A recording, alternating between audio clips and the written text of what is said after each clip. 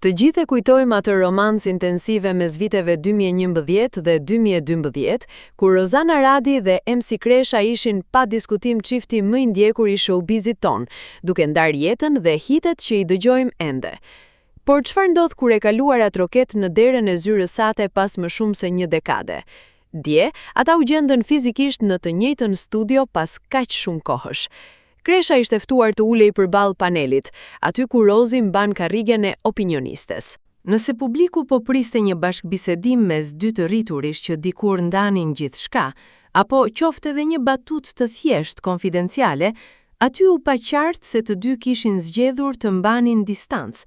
Ndërkohë, Kresha fliste për temat pa telash, por pati jo pak siklet kur i u vu në dukje fakti se është në një studio me Rozanën pas shumë kohësh.